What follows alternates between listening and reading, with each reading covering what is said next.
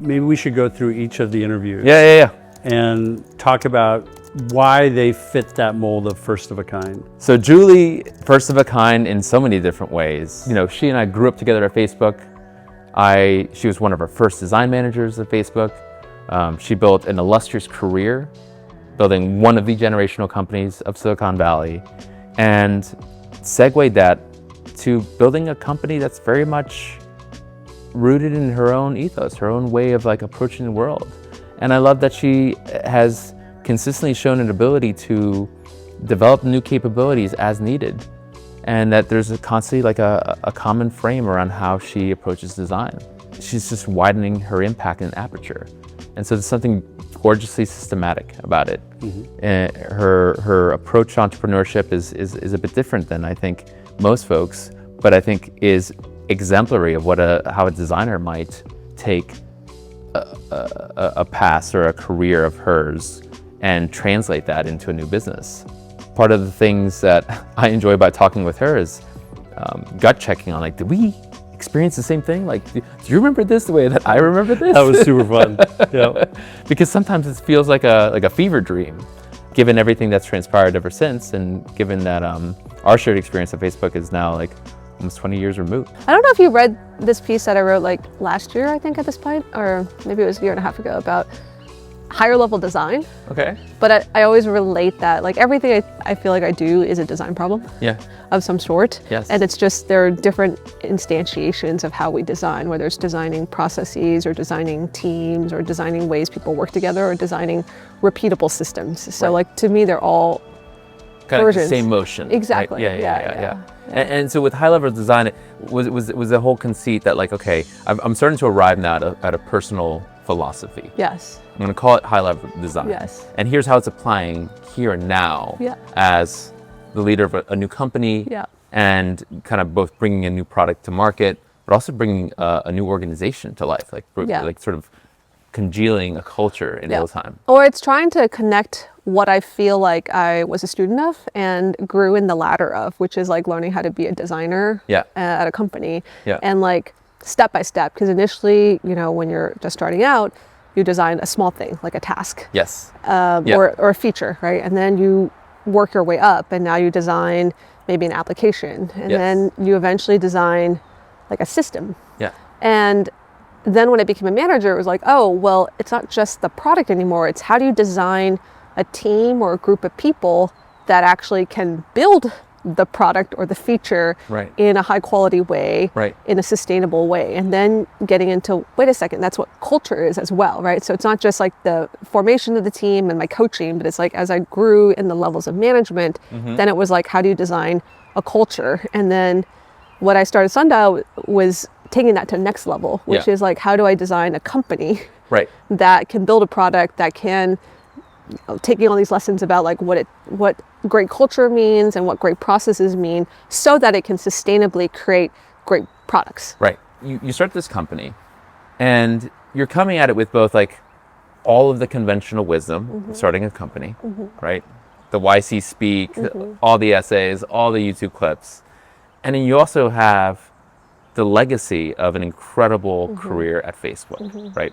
Working at a generational company and being at the front row of like all these important shifts to mobile, to how software design should work at a growing organization, to hyperscaling. You sort of like are arriving with a set of cheat codes. All that prior knowledge, like, were there any parts of it that didn't really hold water in this new company, in this new context, where you're building a remote workforce through a pandemic and going from consumer social to enterprise software as a service? Like, how much of it like was useful in this new paradigm, and how much of it was like, oh man, I'm really starting from scratch? That's such a great question. I've asked myself this a lot. A lot of it is not applicable. It probably surprised me how much needed to be changed. And what I learned is that so much of what made Facebook great and how I learned to operate in that environment is very, very contextual. To both the era that it grew up in, the type of product, which you mentioned, consumer social, very, very different than later, you know, my company Sundial is an enterprise product. And so switching from social to enterprise, like I would try and take all of these lessons and these, I would say maybe biases from social and try to apply them to enterprise, and so many of them didn't work. Like, it's just a totally different ball game. So I had to almost like unlearn. What stuff didn't work? What examples were like, oh man, like this definitely is not applicable here? This is going to sound really strange, but when I was at Facebook, I thought I was extremely user-centered.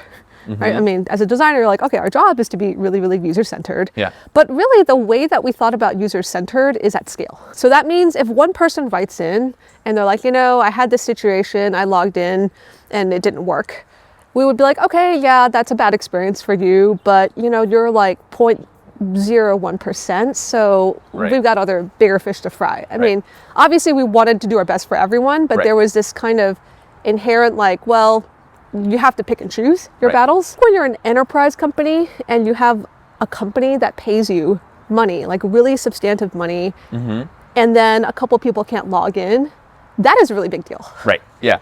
And you kind of have to go and figure out how to drop whatever you're doing and make that happen. Right. Because also Facebook's a free product. And so I think because it's a free product, we were like, yes, we want to do the best job possible, but if certain people don't have like the absolute best experience, like, again, we will try and focus on impact. We'll focus on the things that work for the biggest number. And that just doesn't work if people from day one are paying you for something and paying you a substantial amount of money. There's almost like a very different degree of accountability, right?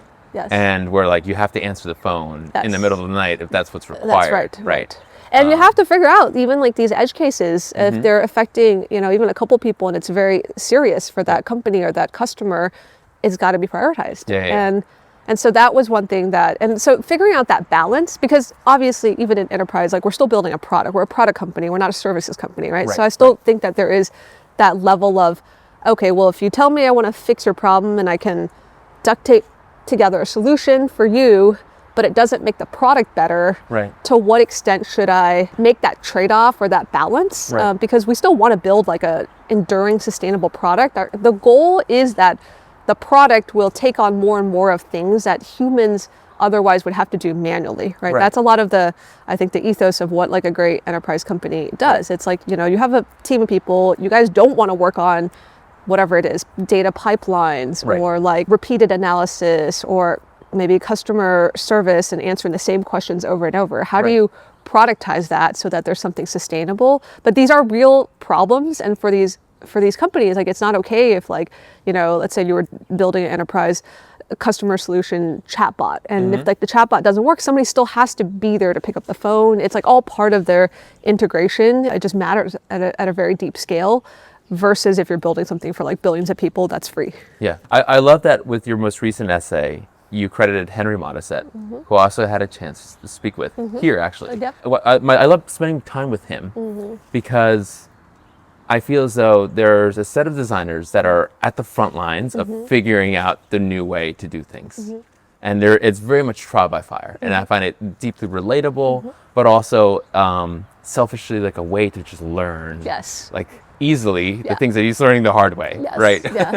He humors me because I think sometimes the right anecdote at the right time, or being given permission to get crazier, or to be more ambitious, or to make a decision faster, is often the thing you need to hear when you're kind of accountable for each decision or what happens next. I wanted to hear a little bit about how like your conversations with him informed that essay, and more importantly kind of informed this new approach that you're thinking about, not just for your company, but it sort of sounds like a rallying cry to the industry to say like, guys, we're no longer in the age of cavalry.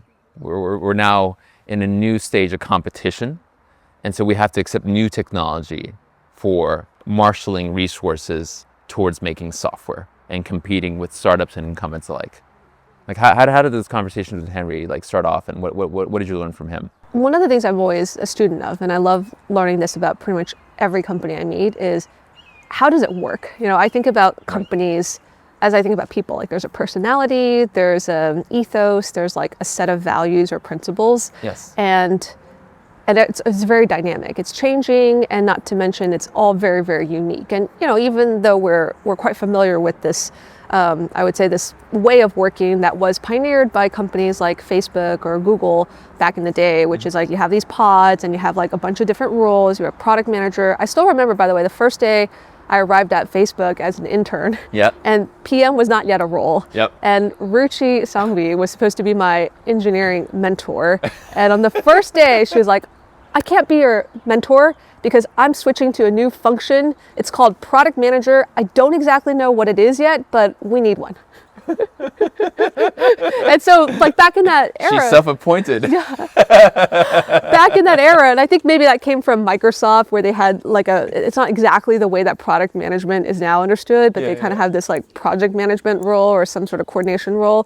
Anyways, I say that because it wasn't that long ago that this was like an innovative thing, right? A new type of thing for companies and how we work. And I think with anything, thinking about Robert Pirsig, and he talks about like there's dynamic quality and static quality. Like there's always like, what's the thing that's changing? What's at the forefront of change? And you know, back then at Facebook, like I would say a lot of the stuff that we did was very, very new. I even think that the growth team, the concept of a growth team, the way that Facebook used data in order to get more insight into what people are doing, that was all pioneered there, right? It was kind of from first principles. This is what we need. These are the questions that we keep asking ourselves. Let's like figure out a methodology. So there was like a lot of invention that's happening. It wasn't like you were being marketed a tool that was off the shelf that would help you understand like cohort analysis and like, you know, the right numbers to be looking at and tracking. Or even why should we do cohort analysis? Like what does it really answer? And it's because we're very obsessed with this question of like, okay, how do we keep growing? How do we know if we're growing healthily, right? It really comes down to that question. And as a social media company, there's very different mechanisms for growth. You know, you have virality of growth, network effects are really important. Mark, to his credit, really understood that super, super early, like the importance of getting people on quickly, right? So that's all very, very contextual to the company, the era, the type of problem. And so then it invents processes, it invents ways of working to suit the problem. And I think that's a lot of what I was so curious about with Perplexity or with all of these other companies, because like the context has now changed. We have a very different technology. We're building very, very different types of experiences with very different UIs, right? The chat UI, I think, is one of the things I was going to write about next, but it's just like a very fundamental, very, very different paradigm than what we've been used to. You know, same with mobile, right? But each of these is kind of a shift. So it's like things are changing. And so whenever things are changing, invention happens. Right. And so to your point, I was also so curious about, you know, what have they learned? So I always go back and I want to ask people like, hey, how do you guys think about product development? It's always like a very, very broad question. Like what, how do you guys prioritize what to build? Is always another one of my favorite questions, because I think that speaks a lot to what does a company value and what does it consider value at all, and what is it really trying to do? Like what's its mission even? And then you know, similar to that, how do you prioritize? It's like maybe how do you make decisions, or maybe what I also like to ask is, what surprised you? Right. And so those were some of the questions that I had asked of Henry. It's like, when you started working at Perplexity, what surprised you about, because he's worked at tons of other places, right? So then, and so it's almost like he grew up of age in our era, right? So we were sort of dealing with very similar experiences. And reality, this new reality, brought like an entirely new context for all the companies. That's right. Existing and new. Right. And it relates to this data concept I love, which is like often, you know, and this is like getting into what we do at Sundial, but a lot of what we try to do is diagnose for people like what's going on. And in order to do that, you first have to ask a very fundamental question, which is what's changed. I find this idea of like talking about what's changed. Like if I think about where we were last year, or the assumptions that a company had, or I had, or even Henry, you know, what was he doing a year or 2 years ago? And now how does he think now, or how does the company operate now, right? It's the change that's really, really interesting. Because that speaks to both like what's going on with the world, the context, but also like then what have we invented as a way of speaking to the change. How are you routing knowledge to a remote workforce? One of the things that is pretty clear right now is that a lot of folks are returning to the Bay Area because there's a combination of FOMO, a lot of frenzy around AI. All the AI startups are here, and there's an argument to be made that just by rubbing elbows with people, by having conversations like this rather than over Zoom, you're at a greater advantage to be keeping up with the state of the art as it emerges. How are you sort of just managing the simple challenge of Well, I've got teammates who are several time zones away and don't have that luxury. How are you ensuring that they are keeping abreast of the state of the art? Yeah, the good news is that the internet is there, and the internet is like the forefront. Like there's just everything. I think about this a lot, which is like everything that we want to know probably exists out there and probably exists on the internet. Right. It's just a matter of finding it, or perhaps the bigger question is thinking to ask the question. Right. That will lead us to what that answer is. Yeah, and so those are the areas I think to focus on, which is like, when we're all in the Bay Area, right? When I see you for coffee, we rub elbows, we share what's going on. You just have more exposure to things. And I think exposure is a really important, like, amount of exposure to new ideas, to new things is one of the, let's say, input metrics to how much then can you learn, can you change, and can you adapt? So that's probably the first thing. And I think that's probably why I personally do think it makes a big difference to be in person. And it makes a big difference to be in an environment where a lot of other people around you are thinking about similar things, because you'll just get more exposure to ideas. So that matters. But I think it's not just exposure. I think there's also such a thing as like, how much can you internalize? And to me, and I've done a lot of experiments myself, I've done a lot of experiments with our team, it's not just sometimes about even like telling you. Like, let's say I have just the best and coolest insight and I can't wait to tell you, and I tell you. There's a question of like, will you internalize it? Will it penetrate really deeply? Right. And somehow be absorbed into your mental model of the world. And a lot of things go into that, right? First, it's like, well, did I do a good job explaining it? Of course. But there's also like, were you in the mood? Were you receptive to it? And I find that the human brain is so fascinating in that we're so good at filtering. And so let's say that day you were really, really focused on a particular task. And you're like, all I need to do is like, I don't know, you're working on an app. I just need to get the app out. And I see you and I tell you this great insight. Your mind may not be open at that moment in time to, so you heard it, but it didn't internalize because you had a more narrow frame because you were so focused on trying to get something done. And that, I think, is the story of our brain. Like we're very, very good at focusing on what we need to focus on. But if I don't think I need to focus on it, I may not absorb the thing, right? So like an aura of like open-mindedness, an aura of like being able to actually be relaxed enough or open enough, like to be serendipitous, like so you can really engage in that is a big part. So it's not even just like, hey guys, read this, I wrote it, I got an insight. That doesn't work. But I think there's another element too, which is the third element of learning is around almost like having to do it yourself. It's like learning by doing and making errors. Right? So this happens to me a lot. Sometimes like you gave this example of like, okay, so I went into building a company and I'd read, of course, all the YC literature and all of the knowledge that's out there. And everyone, it gets to a point where almost like a lot of the advice can seem very cliche, like you've heard it so many times. One such cliche advice was like, you need to go talk to your customers. Like, it's just so important to talk to your customers. And I've literally preached this like as a design leader. I'm like, guys, we always got to talk to our customers. And so I go into building my company. And I remember, some months later, 6 months later, there was a point in time where I'm like, oh my God, I have not talked enough to our customers. It's very you humbling. Went off piste. It's very humbling because I was like, the instantiation of like that insight was like, I'm really like, we're really struggling to figure out if we should do A or do B. And they both seem like really good ideas. And like, why are we struggling so much? I'm like, we're struggling because we didn't talk enough to our customers. And we don't have a good enough understanding of what their needs are. And when I say that, even here, you're like, well, duh, like that's so obvious. But it happens so often, which is like, we might know the lesson, we might even like repeat it, but we don't use it in our day to day. We sometimes can't spot the opportunity to take a lesson and apply it to this particular context until there is, let's call it an error or a difficulty or a challenge of some sort. And then when we encounter that, we're like, oh my gosh, like we could do that. And then the lesson penetrates a little more deeply.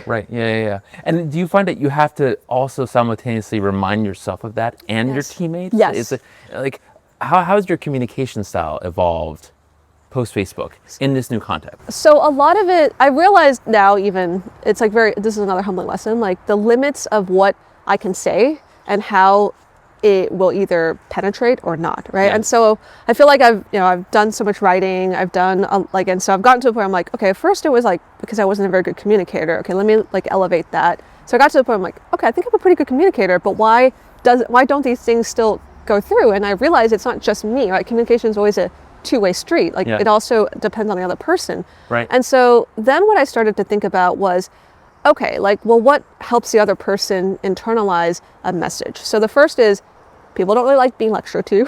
Yeah. Right? Pretty obvious for us as the receiving end of lectures. Yeah. Stories are generally much more interesting or engaging. So if I can find a way to tell a story rather than give the give the lesson. Like I know and this is hard for me because sometimes what I take away, what I remember for myself is the lesson, but what needs to be conveyed to the other person is usually the story and the narrative and the context. So that's one element. Right. But the third thing I started to experiment with quite more recently is like actually be more like it's more like Socratic method. If I think that, look, I know it would be great for this person to really internalize this lesson, but telling them isn't going to really work. Can I have them engage in a dialogue where they come to their conclusions? They kind of reason their way towards like the same realization. On their own, right? And so, for example, one thing that really matters for us is like a culture of retrospectives. After each milestone, so maybe once a week, every 2 weeks or something, like get together with the other people who worked on it and just spend time reflecting, like what could have gone better, what went well, what could have gone better, what actions will we take differently next time based on that. And that is like a way for all of us to just think a little bit and to communicate externally, or just like at least for the group, no, for each functional unit to talk for to each the other. group, right? So I go back to like, I think 80% is of learning is like the group will internalize because they went through it. So therefore it's kind of there, but if they can somehow tie what happened into a narrative, then the narrative sticks because they're creating the narrative. Right. Then of course they do share it and there's a little bit of that, but I actually think there's only maybe 20% additional learning with what you can do with people. It's just more that you can go through and at least, I go back to like, you're going to make a mistake, that's fine. We all make mistakes, but let's try not to make the same mistake over and over again. And we can only do that if we really internalize the lesson, which can come from retrospective. So that's one of the first things that we do. But the second is going, like to your point, it's trying to help someone reason. So even through a conversation, if let's say I really want somebody to learn the art of analysis, right? So how do we get better at being data analysts or designers or anything? There's like an art element to it. And if you tell people the process, you're not really helping them learn the art. You're giving them a template to get to the outcome a little bit quicker, but that isn't actually the art of the thing. Is it almost like coloring by number? Yes, exactly, right? And so if you say, hey, I've got a process for, let's take product development, and you're like, here's how it's gonna go, we're gonna do this, we're gonna have a group, we're gonna do a brainstorm, we're gonna take the best vote on the idea, then we're gonna implement it. That's not really teaching people like what is the art of how you think about getting to product development. It's almost better to sit a group of people down and say, hey, you guys are going to design a way of building this product. Okay. And here's what the success outcome would look like. Why don't you guys figure out what is the right process? And they'll come up with something. And let's say like they come up with something and in my head I'm like, oh, like I've tried that before, it's probably not going to work. I could say that, but I don't know that actually teaches them as much. It's almost like if they go through it and they try it and then they realize it doesn't work for these reasons, and then they retrospect on it, that is what is going to get them to really learn why that particular methodology isn't going to work. So it's not just trial and error. I like this notion of like the retrospective. Let's like talk about it, because you and I saw the same thing happened, and at least we can maybe like mind meld on what we can improve upon, rather than independently sort of just keep whacking at a particular approach or repeating the same process that's going to give you the same basic result, right? Now, what I can help if I see this happening, right? One way I can be helpful, and again, I used to basically like, no guys, that's not going to work. Don't do it this way. Here, blah blah blah. Yes, okay, that could work, and I could give a story, but it really isn't that convincing. At the end of the day, like, maybe that story makes sense, but people might be like, well, that's just one story in one context. How do you know it's not going to work in this context? And the reality is that story doesn't convey maybe the depth of all of the nuance that might be going on. Right. But it isn't really convincing. It would be more convincing sometimes for me to stop and say, okay, well, you guys are saying you're going to try this particular, but what if this thing happens? Right. And that seems like it might be common. What if you guys start on this path and you realize like this doesn't work? And you would have wasted like 2 weeks. What then? And then usually someone will have an idea. I'm like, what if we tried this idea earlier, and then we'll know in like a day or two, so that we don't. But then, again, they are doing the thinking to come up with the process, and that helps them really realize like what is true. So that's one way to guide, is like you pose hypothetical scenarios, and of course you have to assess like how common is it, and you can say, look, in my experience this does happen to come up a lot. What will you do then? But they're still designing the entire way. I think the second way, rather than you prescribing, exactly, here's the solution, here's what you should do. Yes. Yeah. Yes. Yeah. So it really is like, it has to be created by like, people learn so much more when they create the thing themselves, right. and then get a chance to reflect on whether they believe this is the best idea. Has this approach shaped the way that you hire?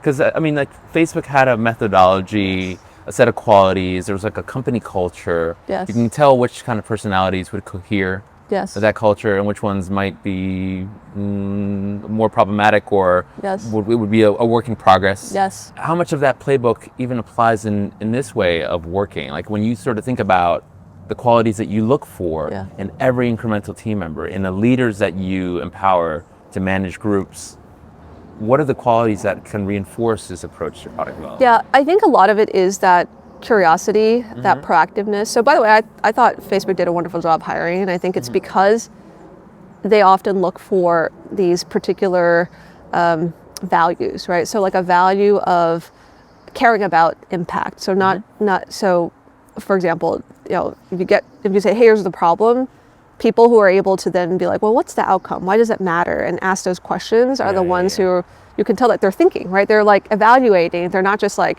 it's not like people who just want to pass a test. Like, here's the, Right. I mean, the challenge with education in a lot of places today, it's like, it's so focused on like, there's a right answer, and did you get it? Yeah. And I think Facebook did this, and that's one value that has really crossed over. Like, I feel like a lot of the values for what made someone great at Facebook, like, it's very much within me, and that's like a lot of what I look for when I even hire at Sundial, is a curiosity, somebody who's like not afraid to ask a bunch of questions because they really need to understand the context. People who are able to try a lot of ideas, but also be quick to discard them. So we used to have a saying of strong opinions loosely held. So strong opinions in the sense that, you don't want to be wishy-washy. You want to have like a particular thesis, a hypothesis, and put them out there. Right. And be like, look, this is what I believe, this is what I think. But if, somebody else comes in and says, hey, I have evidence that this isn't going to work. Like, okay, I'm willing to be wrong. Yeah. No problem, right? Yeah, So being able to try and look for that in interview, it's really hard. Yeah. But and you could also look for it, like, have they taken risks before? Have they done things on the side? Can they speak to like a lot of trials and errors? Like, can they just, if you ask them like, hey, what did you learn recently and what were you wrong about? There's like a lot of things versus like they're really struggling because they can't remember like the last time they were wrong about something.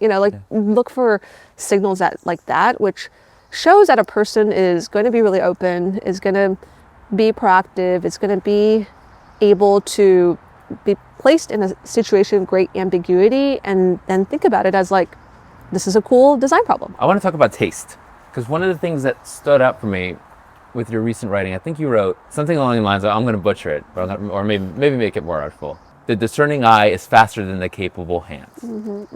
And that's why taste is paramount. Your hand can never create better than what your eye can see. At the speed of what like your eye can see. Yes. So the discerning eye can spot. And I think the context there is, I think you're arguing about the importance of taste. Yes. From my vantage point, this sounds like something machines would be extraordinarily great at being a discerning eye of many different varieties, an off-the-shelf discerning eye. This is ways in which you can kind of make things better. This is how it's not done right. I've instrumented this. This is how like this little adjustment will move the needle for this workflow, for this view, for this part of your strategy. kind of agree and disagree. Okay, let's talk about that, because I know there are a lot of people that are hemming and hawing about taste. A lot of folks in our field who feel as though this is like the last bastion of humanity. And I'm a little bit like, I don't know, guys. And so when you wrote that artful phrase, I was like, oh wow, like I feel like this is something that Julia has a particular perspective on that's worth hearing. I do think about them as very distinct, like what you can see and what you discern to be good or high quality, and what you're capable of making, right? So that's true individually. Yes. I often can see something as higher quality than what, I can produce myself. Yeah. But I think it's also true maybe at like a societal level, or like, where our civilization is like maybe our ability to dream and see is always a little bit ahead of what we can create, right? So it goes back to like, people have written novels for a long time, people have like great theories about governance, but it's harder for us to implement a lot of these things. And so, there's always a little bit of that in that kind of lag time. Now, what I do think, where I agree with you on what you mentioned, like I agree that AI can help us bring a lot of like what we create to the level of our taste.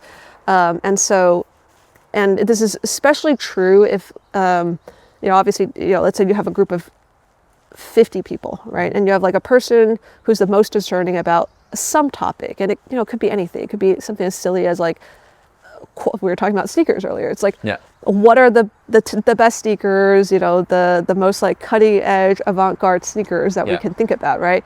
And there's like 50 other people who maybe vary in their understanding of like the context and the market of sneakers. And so I think because of the way AI works, like it's very, very good at getting, like if you're like, I don't know anything about sneakers, and you're like, I have to pick a sneaker to wear for tomorrow, like what's going to make me seem like a pretty fashionable person, then yes, I think AI can get you there, because it can get you to at least the medium or even maybe slightly above, right? But gets you to the top quartile. Yeah, exactly. But I feel like there's always going to be, like going back to dynamic quality, like there's always like, what's the frontier? And who's pushing the frontier? And I don't think that's going to be AI. So AI good at bringing you to the frontier faster, maybe snapping you to the horizon, but not extending the horizon. That's right. Per se. Yes. We need people to kind of like push the envelope. And even some of the areas where it's like, that's definitely not going to work, right? Much the way fashion kind of is often kind of gesturing at things that actually nobody's going to, that's not going to be. Now, if we think about it, it's because of the way that AI models are trained on like all of the corpus of what humans know. And so like the stuff that is pretty, I wouldn't say it's widespread, but it's like, it's been written about a lot, like, even research that's like, okay, there's a lot of studies about it, and there seems to be quite a lot of evidence. And I can be like, that's what's going on. But if you're like the first person who's invented something, and you're like, you got something, you created something new, like let's just imagine we go back in time, you're Einstein, you came out with the theory of relativity, and the way that at least LLM models work today, no one is going to be like, yes, that's it, that's the thing now.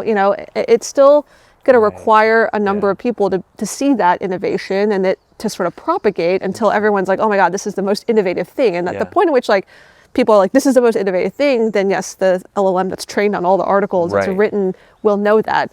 But at the very, very frontier, I think, there's that, I'm going to butcher this quote now, like there's something that's like, it's very hard to sometimes tell at the very beginning what is like genius and what's madness. And it takes a little bit of time for us to take like what's in the frontier and realize that it's actually something that we all need to internalize and propagate, and changes the way that we look at the world.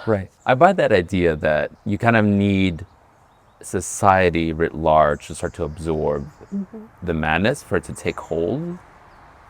And then there's a question of like whether or not the models can arrive at independent conclusions, conclusions independent of humans, of people, like even like a small set of experts, right?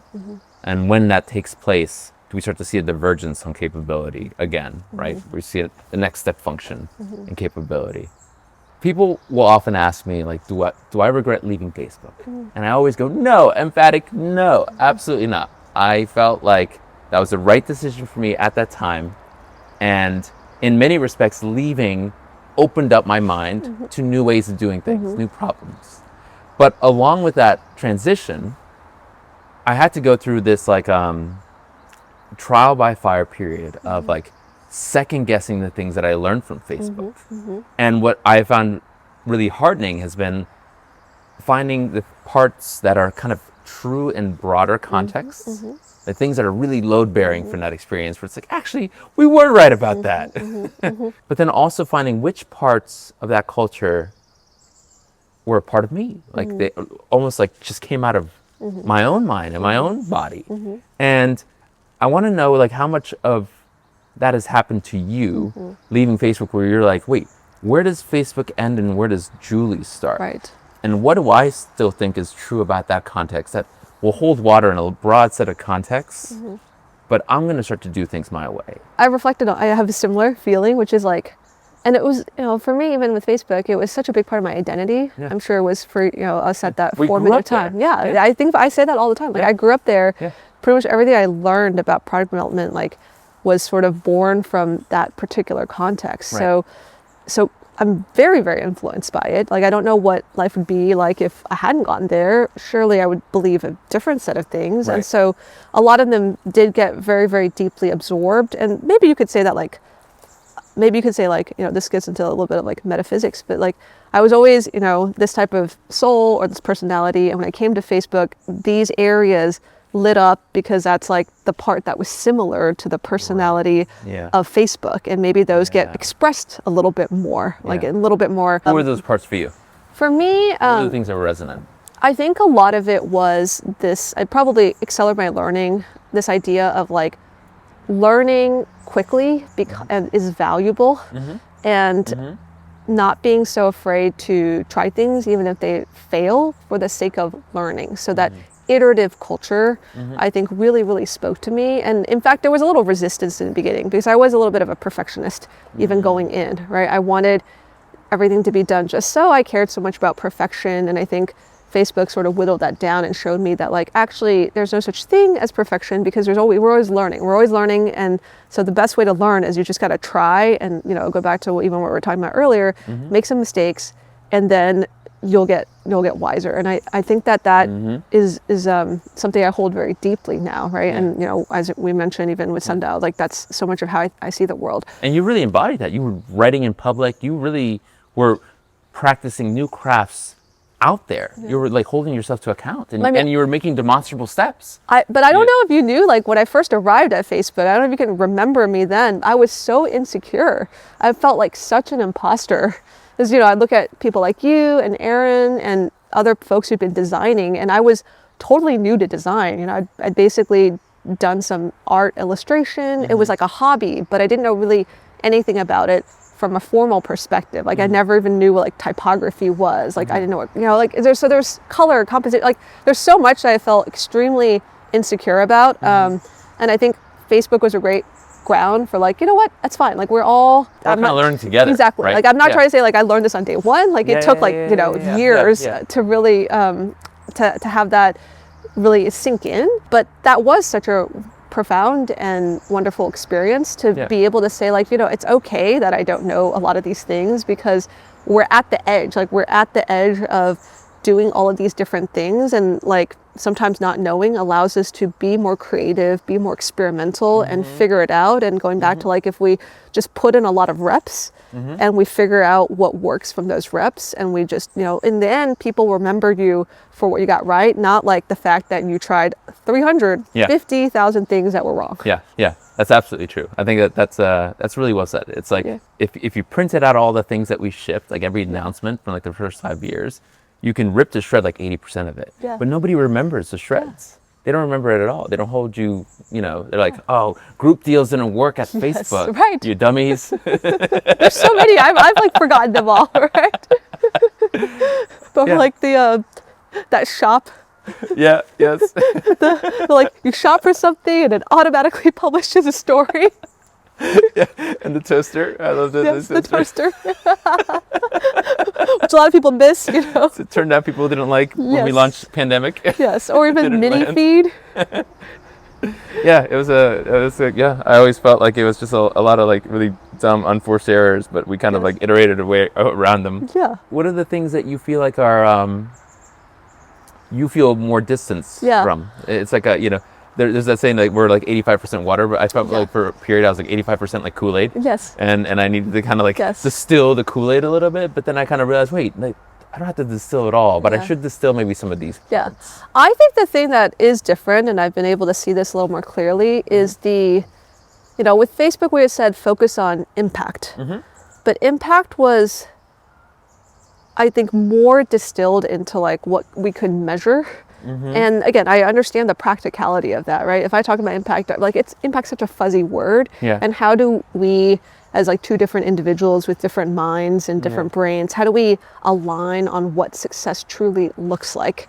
And so if we can say, look, impact is like 46% of people click on this thing, then we're like, okay, well, at least we know we're on the same page. But the 46% clicking on a thing is a proxy for what we really probably mean. Right. And for me, I care so much more about like what is really meant than I do maybe about like, or I have maybe a much deeper appreciation for like the fact that putting a proxy metric to a thing that you really mean is a very difficult problem, and it's an art.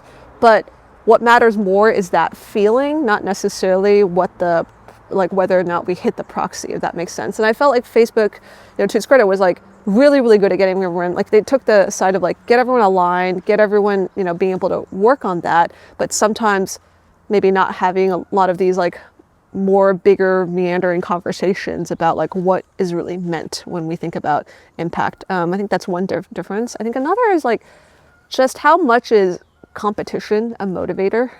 I actually, after a lot of soul searching, realized that I'm really happy that I was able to work on consumer social, but even that whole domain is one where like you have to move really fast if you want to be competitive. It's super, super hyper competitive. And I like competition, but I'm not like, that's not the thing that drives me. Like winning a competition is like not as much the thing that is meaningful for me as like, maybe this is like my designer upbringing, but like as just knowing that like there's a person at the other end and I did something very meaningful for them. And this was something that gave them a feeling, a moment of delight, which is hard to capture, right? It's hard to pin that down to a particular proxy. And that's not to say we should throw away proxies. I love proxies. I work in data. I know like, to me, it's all information that helps us make better and better decisions. But that really motivates me, and that it's very personal, and I think that often companies are reflective of like the personality of the founder and what really drives them. And I look at like, I love Mark. I think he's one of the people I really respect, but like we're driven by different things. Right. Yeah. And I guess that is an essential ingredient to leading effectively, is that self-knowledge of what is the part in me that I need to sort of like radiate so it echoes back. How do I create a business whose strategy aligns with these parts of me? Because otherwise I'm almost like fighting myself or asking people to be something that I am not. Yes. Right? Yeah. I think that, you mentioned that self-awareness, that self-reflection, it's honestly one of the most important parts. Like, you mentioned even after you left Facebook, you had to go through that for yourself. Like, what is it that you want to do? And I think that's the same, even at Sundial, I've had to ask myself these questions. Like, what do I really stand for? And whenever the team is confused, it's usually like reflective of some internal conflict I have with it.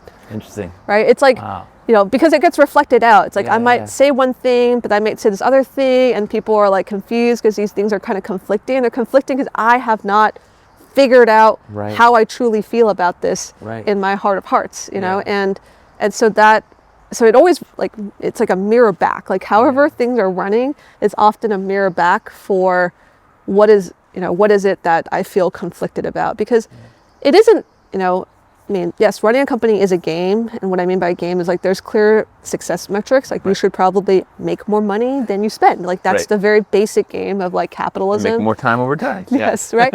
and make more over time, and show but when it comes down to like, okay, should we do, like we have a decision to make. Like, should we, do feature A or feature B? It's not only ever about, like for me, and I think probably for most leaders, not only ever about like, what's the thing that maximizes revenue? Like if it did, like, I don't know that I would work on whatever space I work on. Like maybe we'd all work on, the stuff that makes money. Like porn, like junk food or whatever it is, right? Like there's a very different category if you're just looking to optimize this one metric. It's never about that one metric, you know? And so, you know, I go back to like every single person has like a set of things that they value.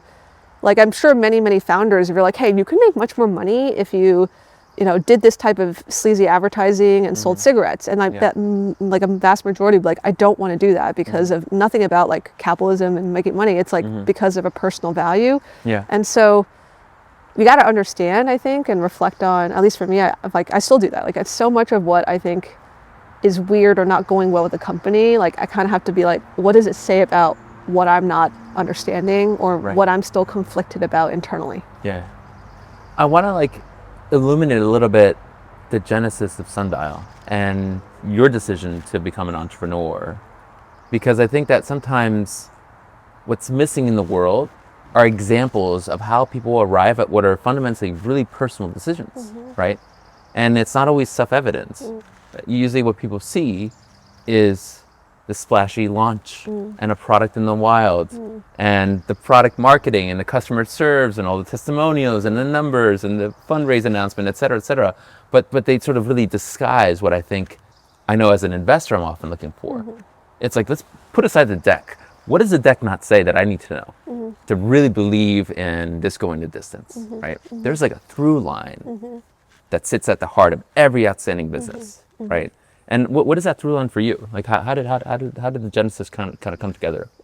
I think I've always wanted to start a company. I took an entrepreneurship class back in college, and I was new to Silicon Valley. I didn't really know that much about startups. I took a entrepreneurship class. I was like, oh my God, this sounds amazing. And I think I had a lot of respect for the people who went out and made something out of nothing. Like that as a thing to admire, I think from very early on. Like I found that very brave. I found that very courageous and very, very exciting, admirable. And so I resolved that I should go and like try and work at a place like that. That's how I ended up joining Facebook. But it was still in my mind that like I would want to do that one day. And I think if I could have done it earlier, I would have. But I think I was just too scared. I was too scared because I didn't think I knew that I could do it. You know, like there was always that feeling of like, I don't know that I can succeed in this endeavor. And like, obviously the slats are very sobering. Yeah. And I think that for me, like this journey of like, okay, how do I start something is really all about just like building up the confidence, the conviction in myself, like me believing that I should at least try. Right. And I go back to like, it doesn't mean that I felt like I had to succeed. Of course, I'm not going to do something like 100% you're going to fail. Like, would you even try? But enough of it had to be the case where I felt like it would be worth it. You know, that even if we ended up failing, it would be a very, very meaningful experience. I wanted to go into it with that. And I think part of what I had to do is peel apart the focus on a particular outcome, because I realized that was like actually shackling me and chaining me to not trying, right? So if I told you that I had like a little bit of that perfectionist streak, and I think what perfectionism really is like, another way to say it is like you have a real fear of failing. You feel like if it doesn't go the way that you want, that things will fall apart, you're worthless, no one's gonna like you. There's just like all of this like whatever dystopian scenario that your mind creates if you do not succeed. And I realized that was shackling me from like taking a lot of risks and being able to experience a lot more of what life has to offer, which to me is just adventure. It's adventure. It's not certainty of anything, but it's like you tried and you exciting things happened and you learned some things, and sure, like bad things happen. Like every single story has that, right? Every single story has like despair and like grief and loss and all of these, but I don't want to be scared of it anymore.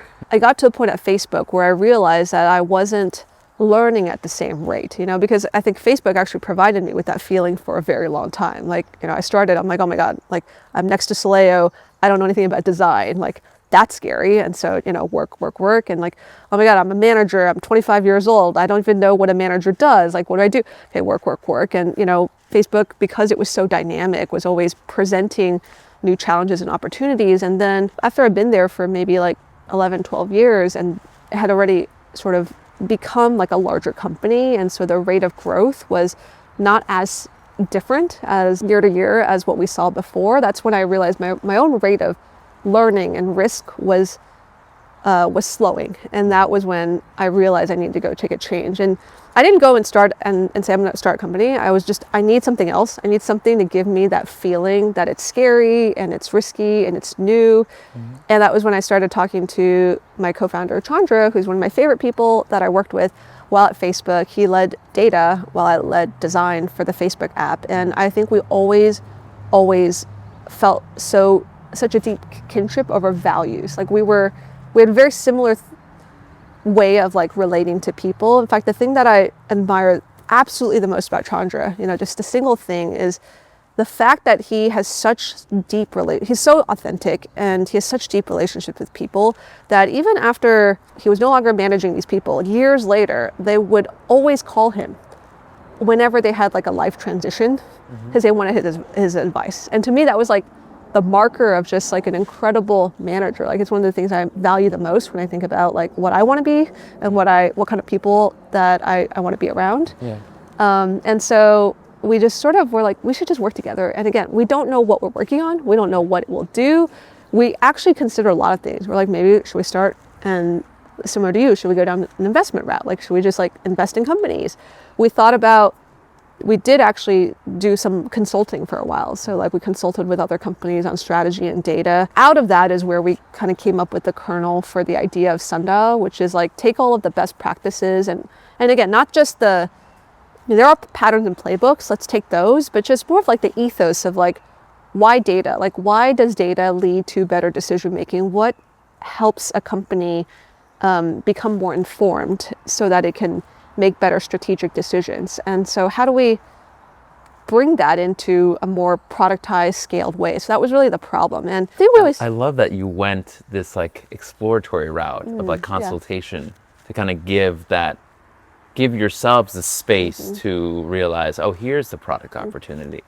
Rather than like, here's the deck, here's the memo, here's like the grand vision right out of the gate. It was very organic. It was certainly very, very organic. And even now when I think about how much it's changed, it's been like 4 years through that journey, like so much about my assumptions, I go back and I'm like, oh my God, like, you were so naive, or it's funny to say that, but I actually think the ethos, like the thing that's like the core, the kernel, the true belief, because if I look at anything, like what I think about data is like, it really is a pursuit of truth.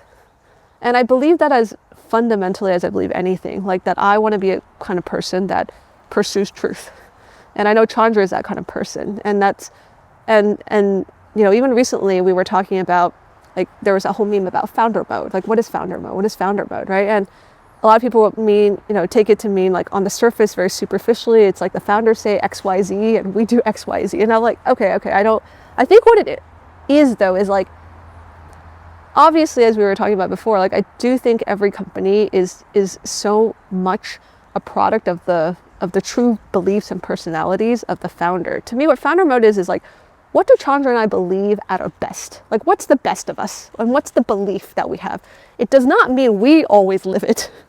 I want to make that very clear, right? It doesn't mean that every single thing that I do, because I'm not perfect, and like we have so many biases, and we're not often aware of our own biases until someone else tells us, or we go through this process and we realize the error of our ways. But what I believe at my best is like what I hope is the seed or the kernel. And so that even if like we're long gone, right? Like you think about an enduring company, the kernel, which is the belief of what we are at our best, I hope that continues on. And for us at Sundial, it's like a real desire, respect for the truth, like getting more and more into what's truly there, like true. And Chandra talks about this as like, phenomenon is happening like all around us, like at this minute, things are changing and we will never be able to measure all of it. Our brains cannot probably comprehend all of it, but there's always more and more to know.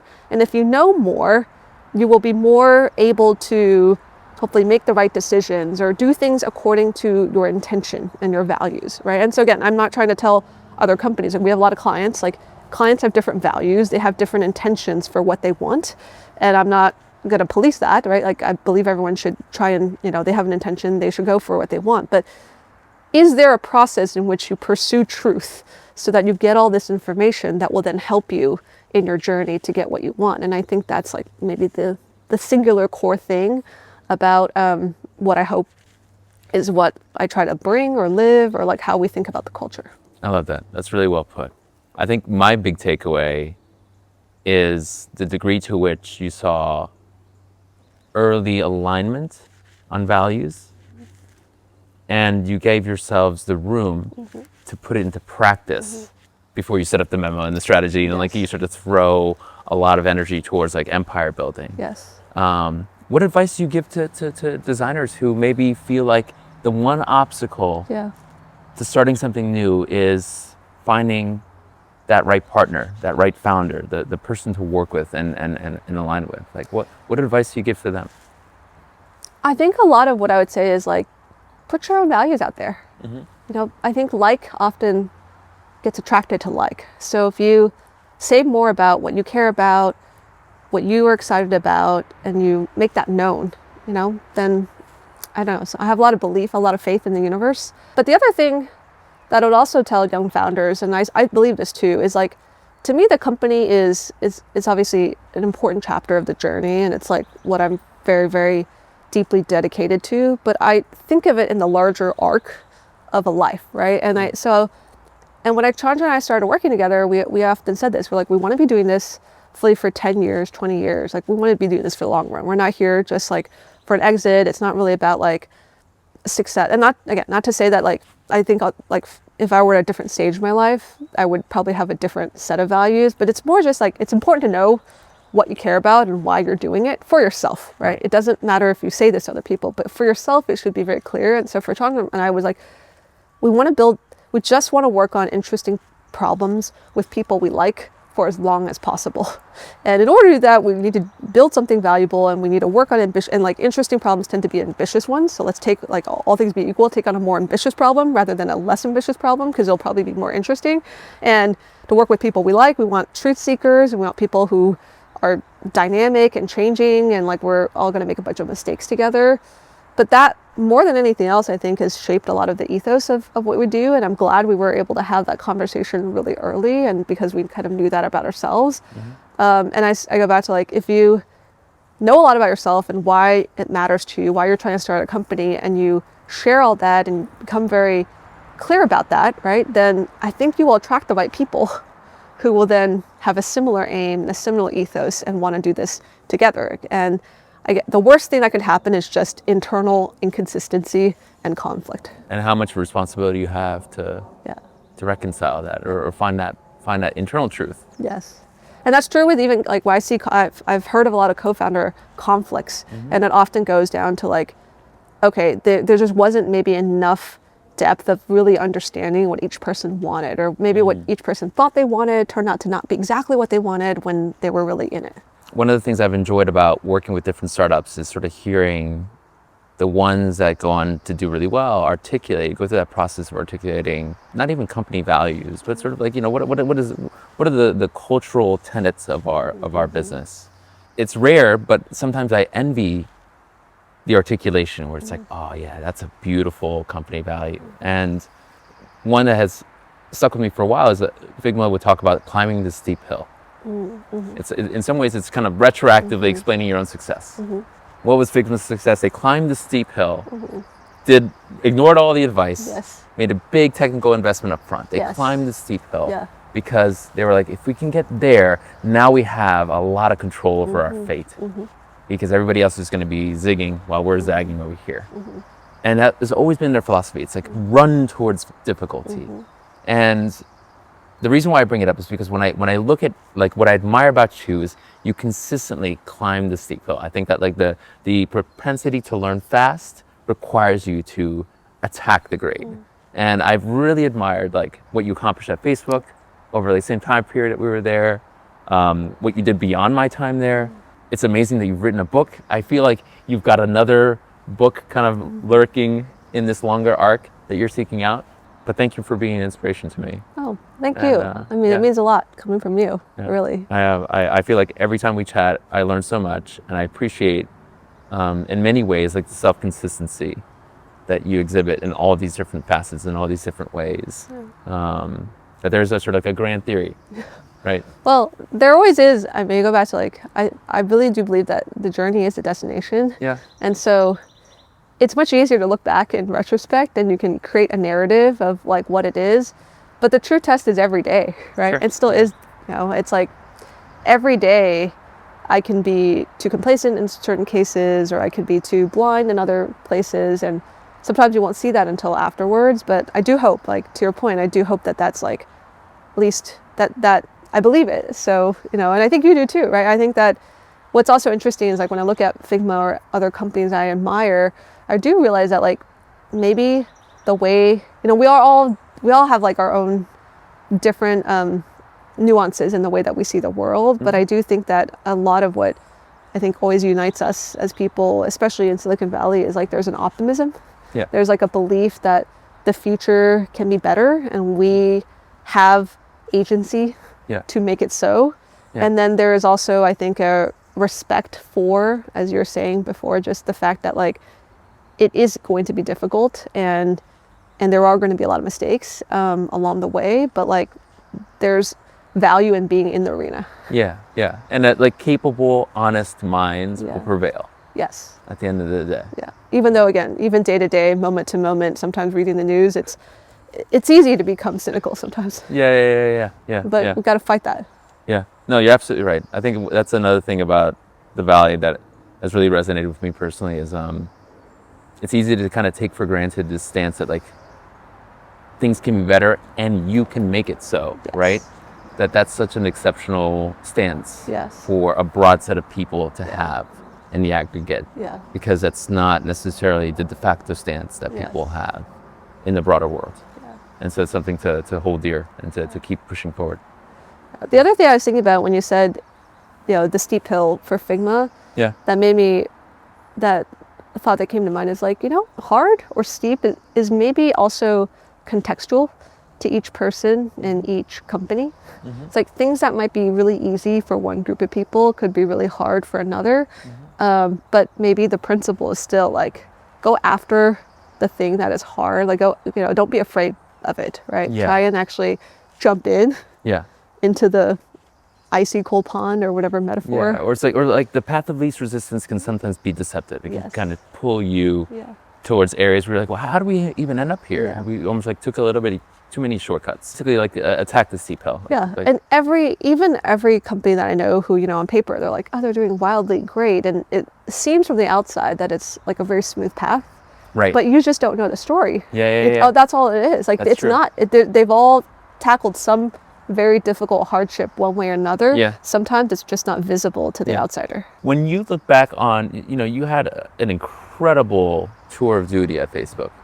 For me, it always felt like working for 3 companies. I imagine for you, it must have felt like working for 6. Like there's just like a different permutation every 2 or 3 years. When you look back on that period, what are you proudest of? What do you sort of look back on and say like, you know what? This is the thing that I feel like I'll be able to take with me to my grave, that like I was able to uniquely contribute. And that's sort of that moment, that project, that initiative, that impact that I had, that is in the shape of Julie Zhuo. I don't know. I don't know that there's any, I certainly don't think about any particular product or feature or, because all that seems so temporary to me, right? I go back, like software is so dynamic. Like let's say we shipped a thing, you know, like button, like it was innovative at the time. A lot of people loved it. It was very impactful, but now like, it just is like, it's no big, and so I feel like every single product innovation or even people, like same with you know, it's like you impress people for like a week and then they get used to your innovation and then they're just like, they start to see all the flaws with it, right? So I don't know that has been sustaining. I think if there's anything, it's probably the people. Like if I look back on what seems lasting, and I don't think this is like forever lasting either. Like, you know, we're all here for a short time on this planet. I look at, for example, the people that I was able to be helpful for, right, in their career at that time in their journey. I think about people that I recruited into Facebook and then the careers that they went to have. That's probably what speaks to me the most. It's the relationships, it's the connections that we made, and it's the ability, like I think, you know, like you've had a tremendous impact on helping me and the work that I've done as a designer. That'll always be a part of me, right? To my death, bed. Like I'll think about, how I went and met you on that day, and like our small design team, and all the times you were patient with me and explained things to me. Like that's a part of like how I turned out. Yeah. And so I think that that's probably what speaks to me the most, is like every time we get to do good work together, it's like a honor and a privilege that, ideally I did something valuable for you, you did something valuable for me, and then we get to continue on in our journeys with that. Yeah. Earlier you were talking about the ways in which like one can signal their values, right? And what immediately jumps to mind is that you've been writing in public for a long time.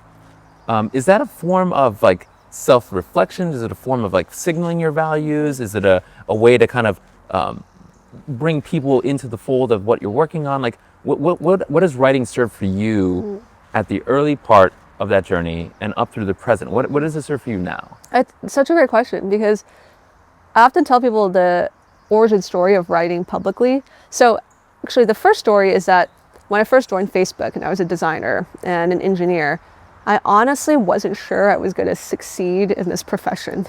And it sounds funny to say now, because most people are like, really? But I think I was like, if it doesn't work, I need a plan B. And my plan B should be to be a novelist.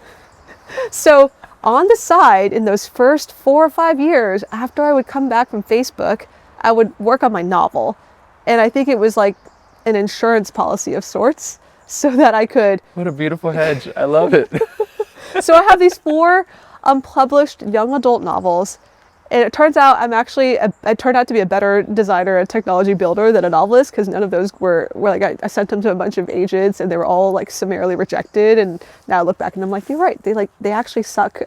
But that's probably how I got into my writing practice, is like, I'd go home every night and I would just like write. And I would try and like have this, side thing that maybe if this career doesn't work, I could do this. Then one of these years, so I did 4 novels. So I had that kind of practice, right? But it was all obviously in secret. And then I got a piece of feedback once at one of my performance reviews. And I think the piece of feedback was something along the lines of like, Julie, one-on-one, you seem to have a lot of great ideas, but I never hear them in a group. Like as soon as the room is like 4 or 5 or 6 people, you never say a word.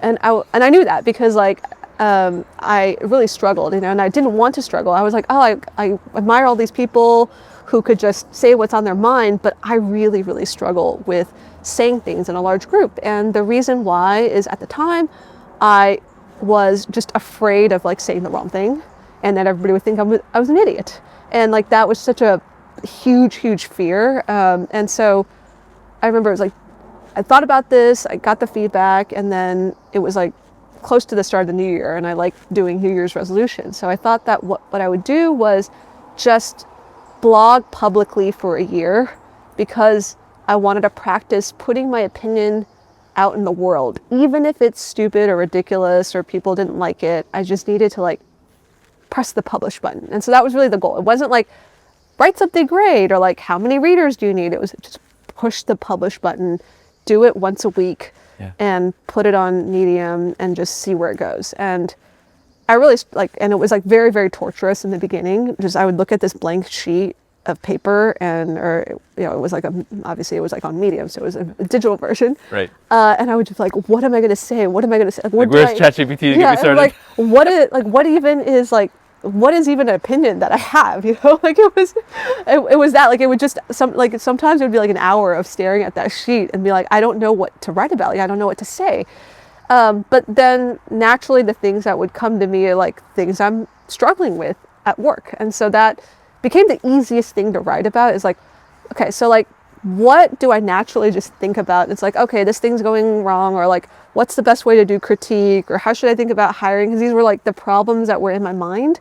And then I would just start writing about those problems. And what I realized after that first year was how helpful it was for me. So it did achieve some of that initial goal. Like it made me more comfortable, although that still took longer before I got to the point where I was really comfortable just saying whatever I wanted to say in front of a large group. And there's still moments I can feel the resistance. It's like it's very small now, but I can still feel it. But what I got from that first year was I realized, whoa, like it's kind of therapeutic. Yeah. Like writing allowed me to take all these different thoughts and structure them and come to better terms with them. And I still think about that. Like all of my writing now for me is mostly for me, right? Again, sometimes I write for the audience. There's been, I go back to like one extreme is like, it's for me and it's for like what's good for me. And there's like, what would be most valuable for the audience or the people that I want to speak to. And every single piece, there's like a little spectrum of like, how far am I trying to do A versus how far am I trying to do B? For the most part, it's always at least 50% for me or more. There's some pieces that are far more, like where I'm like, I got so much out of writing that piece, even if nobody else like really cared or read it.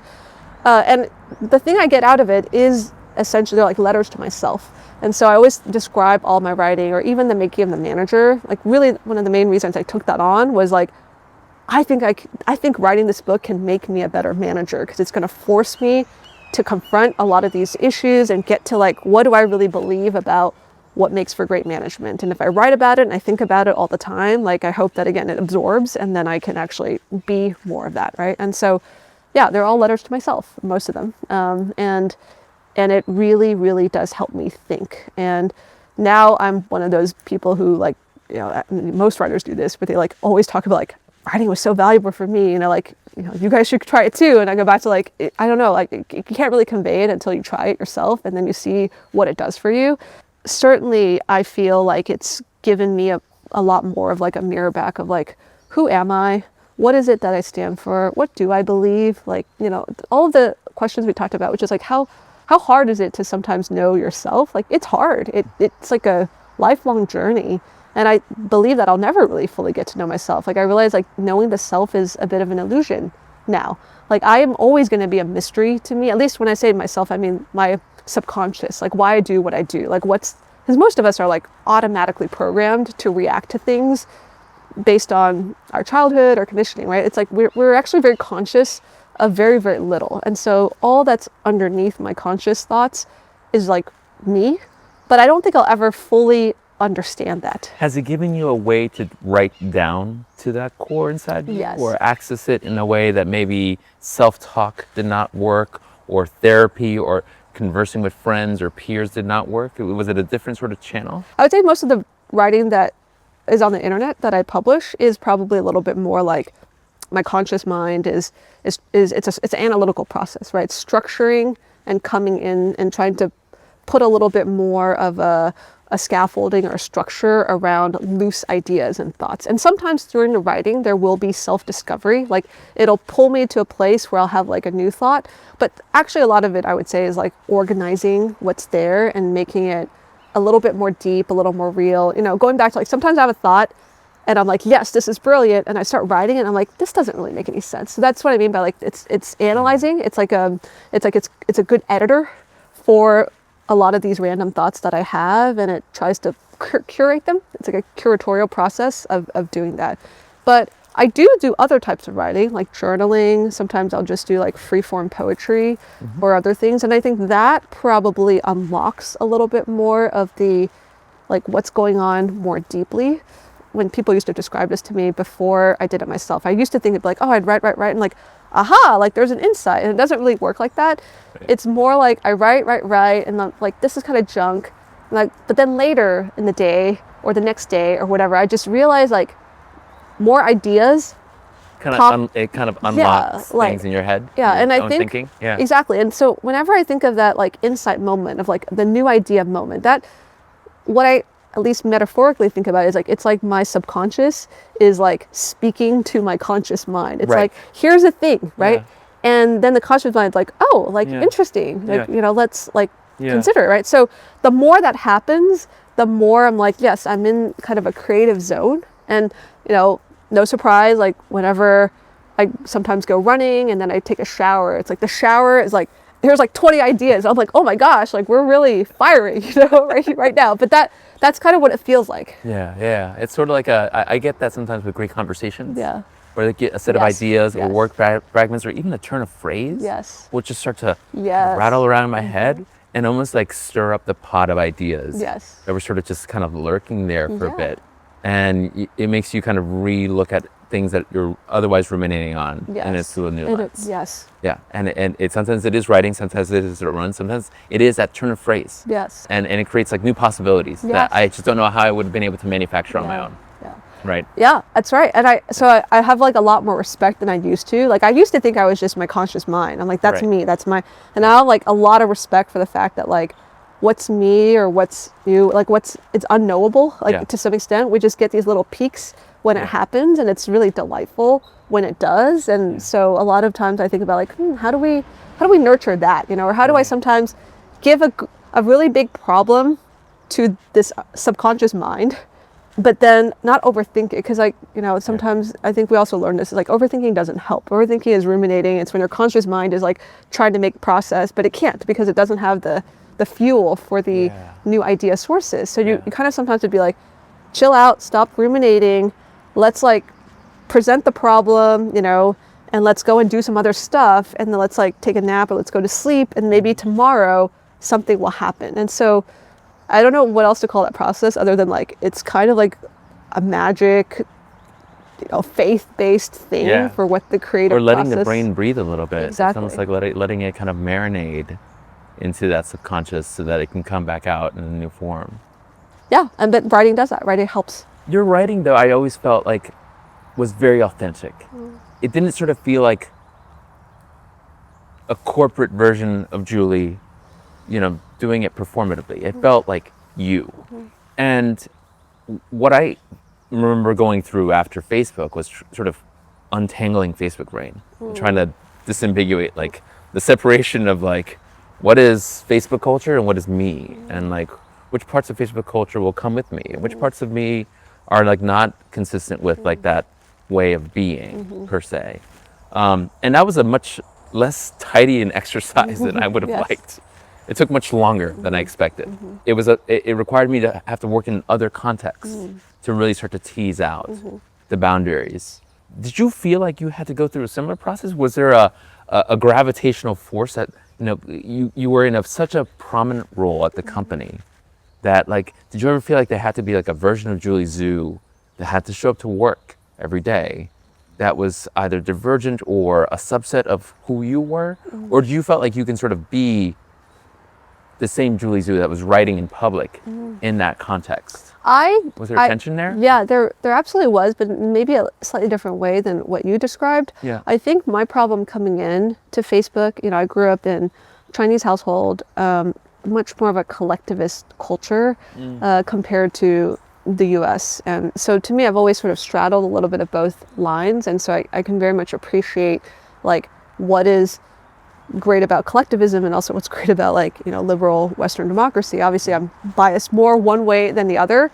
But I think what I struggled with at Facebook, and it goes back to like, why did I have trouble speaking up in meetings, is like, I wanted so much, like I cared so much to be a part of the whole that I lost a little bit of like myself in that process. So that's why like, it was very hard for me to even have an opinion. Like, you would ask me, what did you think about this thing? And I would be like, well, what do you think? And what does Kale, what does everyone around me think? And then I would kind of curate that opinion, right? And again, go back to like, which of these seems like more my leaning, but I would take a lot of care to try and like properly summarize it, because I felt like my job in some ways was for the greater good, So this idea of like, when I was part of Facebook, I was like, I never even actually knew what I was outside of that. I was just like, what does the company need me to do? And I remember even having conversations with my manager where she would ask me questions like, what do you want to work on next half? And I'm like, I don't know. What do you need me to work on?